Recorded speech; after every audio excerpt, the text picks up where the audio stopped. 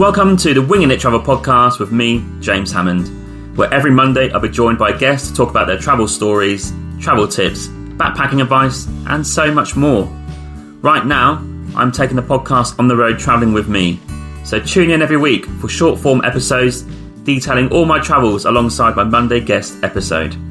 Are you a backpacker, traveller, gap year student, or simply someone who loves to travel? Then this is the podcast for you. This is a casual, informative podcast designed for you to inspire you to travel. There'll be stories to tell, tips to share, and experiences to inspire. Welcome to the show. Hey, just a quick one. I just want to say there are many ways to support this podcast. You can buy me a coffee and help support the podcast with $5, or you can go to my merch store with the affiliate link with TeePublic, where there's plenty of merch available to buy, such as t-shirts, jumpers, hoodies, and also some children's clothing. Thirdly, which is free, you can also rate and review this podcast on Apple Podcasts, Spotify, Podchaser, or Good Pods.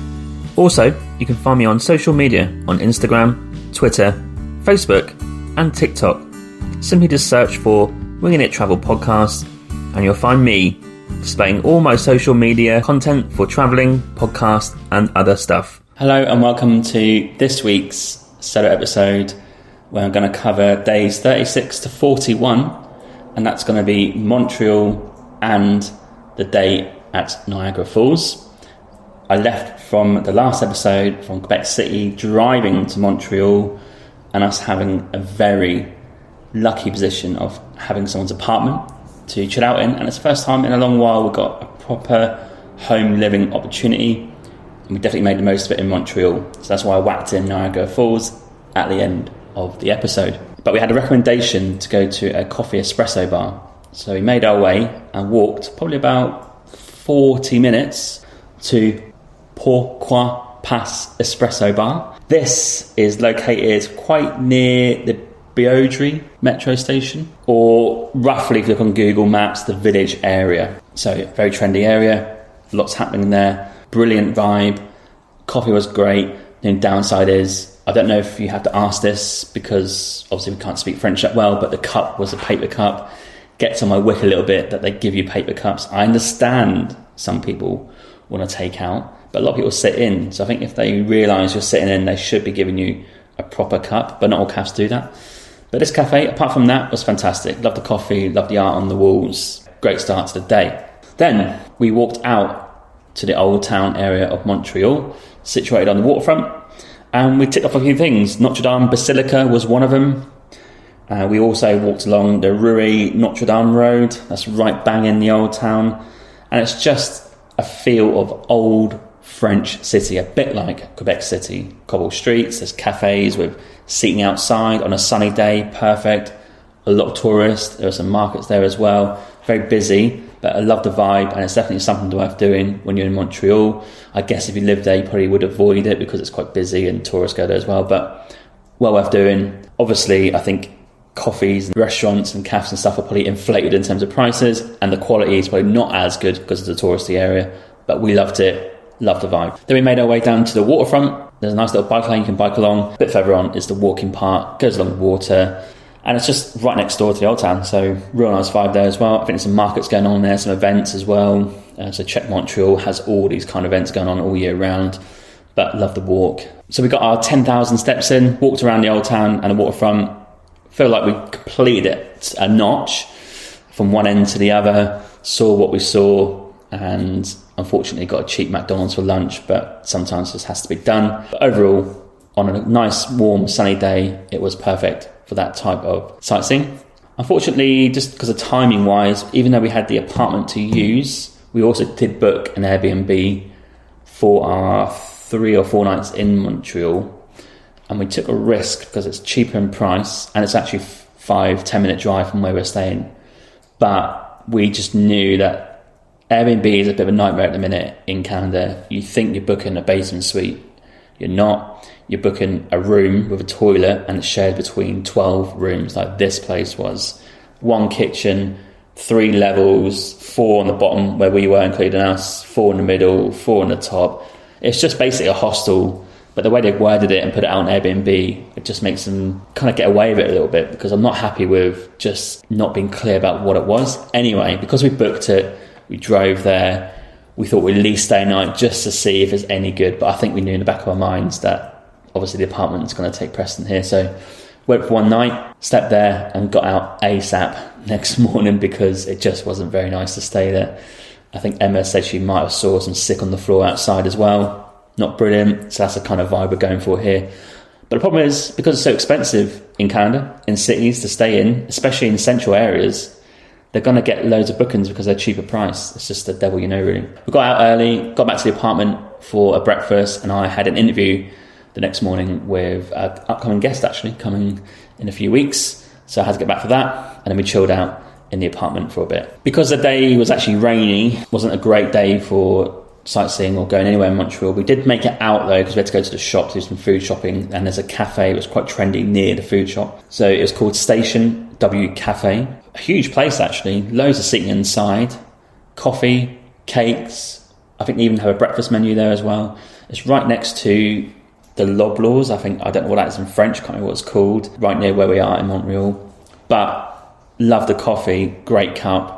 And just unfortunate it was raining, so we went there for a coffee, then we'd done our food shop and got back to the apartment. And this is when I started to feel not that great. I don't know if the whole travel that year, fast paced, has kind of caught up with me a little bit. Just didn't feel great. So I thought, do you know what, chill out the rest of the day. And also the day after was the same. I just didn't want to go outside. I didn't really want to be up and about. Just wanted to be kind of sat down and laying out, chilling out. So it wasn't a great few days. The only upside of that is the weather wasn't great either. Kind of did get away with it from that point of view. Luckily, on the last day of Montreal, we had great weather and I felt a bit better. So we got out, and first of all, we're going to go into a fantastic location that you have to check out in Montreal, and it's called Montreal Park. And you walk there, probably about an hour from our apartment. You can drive there and park, which is not a bad option. You have to pay probably near the park. You can probably find some free spots a bit further back, but depends what you want to do. We walked most of it, but you can drive if you want to go and park and not have too much of a walk. But when you park up or you arrive, you walk uphill to the viewpoint overlooking Montreal, and it was a fantastically clear day. Done that, up a lot of steps, not too bad. I mean, some people were struggling. It's not the grouse grind, for example, in Vancouver, but it was a fair few steps up.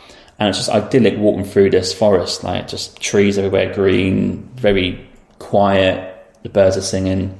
Made our way to the top and got a good look over Montreal on a clear day. Would highly recommend that.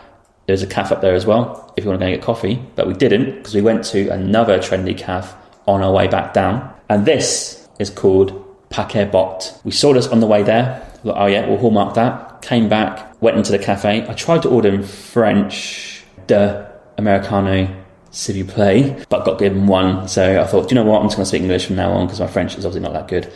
But I did give it a go. Coffee was fantastic, proper cup, great aircon. Some people doing work on laptops in there.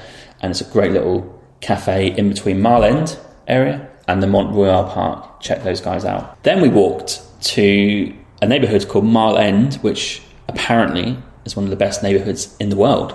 Unbelievable statement. Walked there to go and check it out. First off was lunch, and we went to, I don't know if it's a local place or a tourist place or both nowadays. Obviously it's local to begin with, and now tourists go there to go and get the lunch. But for $5, you can go to Drogeria Fine, and they serve gnocchi. I think $5 gets you gnocchi with cheese. I think you can pay an extra 50 cents to get extra cheese.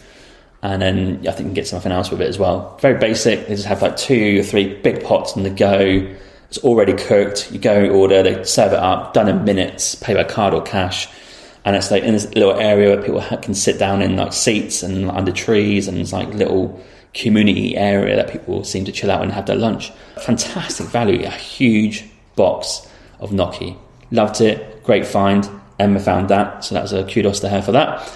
And I thoroughly enjoyed checking out something that looked quite historical. Then we just walked around Mile End. It's a mix of, I guess, apartments, independent shops, independent cafes, some lunch spots, quite leafy. There's little pockets in the area. Went to the little local Italian area and got coffee at Cafe Olimpico. They serve the proper Italian mini cups like that.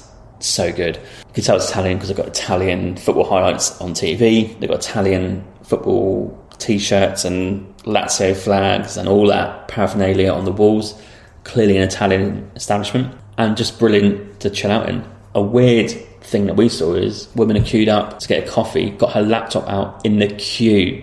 So then people weren't sure if she was doing work on the counter whilst waiting because she didn't move, and then people moved in front of her and she got a bit arsey with that. So it's a really weird scenario. Apart from that, a great cafe to go and get your coffee, and right in the middle of Mile End.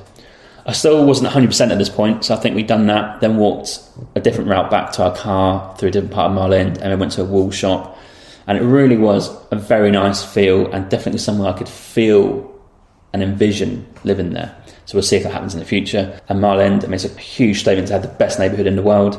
I don't know what constitutes that to be true, but did thoroughly enjoy the whole area. That was our last day in Montreal. Next day, we headed to Toronto. So you may be wondering why we didn't go to Toronto before on this trip. It's because my friend Tom was flying over from UK on a certain date to go to a wedding, and I wanted to make sure we were there for a few days to catch up with him. So we changed our plans a little bit, because the normal route would have been going down Ontario and carrying on in Ontario and working our way up and around.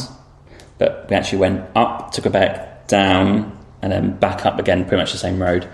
The reason being, my friend came over to UK. Bit of a weird way of doing it. Probably added in an extra 5 hours of driving, but it's worth it because we get to see a friend and spend a few days out in Niagara Falls and Toronto. It's about a 5-hour drive from there. Not too shabby, that. So we got to move on. Left reasonably early, and it was okay drive, bit of weather here and there. And we arrived late afternoon into the North York area of Toronto for our next Airbnb. And this one was massively better than the last one. Still a few quirky things going on, but they had one room, great aircon. It's a breakfast in the morning for you, which is just the cold stuff, and they have access to a microwave, fridge and freezer. But the weird thing about this accommodation was we had our door into the room, another door into our own bathroom, if you like, but that bathroom then backs onto another room. So there's a rule on the door that you have to knock and make sure no one's in there from the other room so you can use it. But then you can lock the other guy's door from inside the bathroom. So you could be sitting there just chilling out, and then suddenly you just hear someone lock your own door from the bathroom. Strange scenario. We technically didn't see anyone the first night, so we think we had it for free for us to use, but the rest of the time there were a few stories, and I'll come to that in the next episode. Anyway, got there, had a takeaway, chilled out. Next morning was an early start to an early night, because the next morning is a 5:30 a.m. alarm call. So let's go into the next morning. Last day on this podcast will be Niagara Falls. So the plan was we're going to get from the metro at the Airbnb, which is, to be fair, about a 5-10 minute walk, real close to the metro station. There's parking nearby for $2.50 a day as well. Free on the weekends on the road as well. So we got to the metro station, bought a Presto card. You need that for Toronto. It's like an Oyster card or a Compass card. Basically top it up and use it for the metro or buses. And we took about 45 minutes to get into central Toronto. And we're going to meet my friend Thomas Osborne, who flew over from the UK for a wedding in Toronto.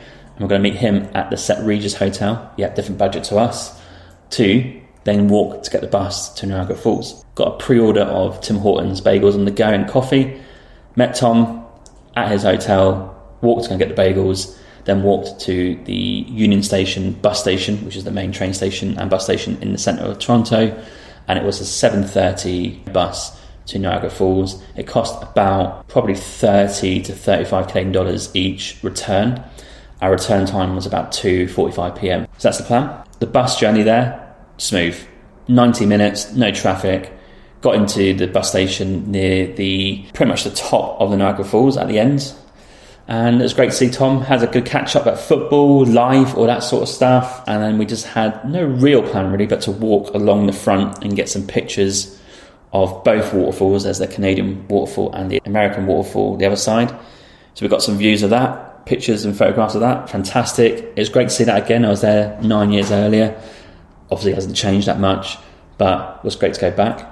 Fantastic day, sunny day, perfect for sightseeing. And we walked all along the front, got a coffee and a Coke just to sit by and watch kind of just the world go by really along the water. It's kind of in this underground market. If you go to Niagara Falls, you'll see that on the waterfront. One thing we did book was the boat to go along the water and pretty much under the waterfall. It's called Niagara City Cruises. You can go and do that. It used to be called Made in the Mist. That is now only on the American side. Obviously, when across the border, you can go over the bridge and do that side. But why would you? So we got that booked in, and we went there a little bit earlier. And this was an interesting boat ride. Again, about $30 to $35, including tax each person. And what you get is pretty much 20-25 minutes on the boat. It's pretty packed if you go midday. On reflection, I would have gone earlier. I think less people on the boat. Got our ponchos over us and pretty much got soaked for 20 minutes whilst we kind of looked in awe at this huge waterfall cascading down on both sides. The American one is not as powerful, but if we go to the Canadian one, it really does get going and it gets you wet. And try to get some content. Obviously the phone gets wet, your hair gets wet, everything like that. Good fun.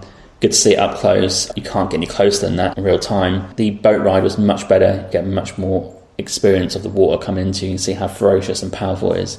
A fantastic boat ride. Well worth the $30 and just get there a bit earlier on the boat, because we came probably about 10:30, 11 a.m. onto the boat, and that was pretty full then. But when we got to Niagara Falls, probably about 9:30 a.m. initially, it wasn't that busy.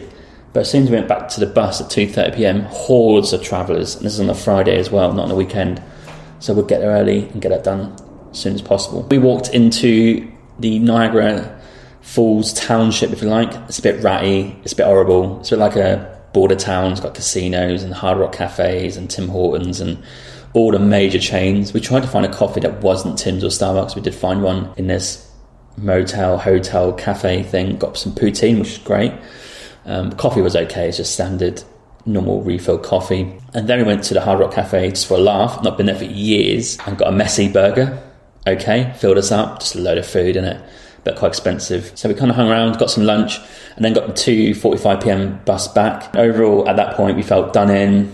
Lots of walking, lots of seeing the waterfalls, all the content you can imagine. And it was great hanging out with Tom for the day. Bus back to Toronto took, I think, roughly 4 hours. Just constantly back-to-back traffic.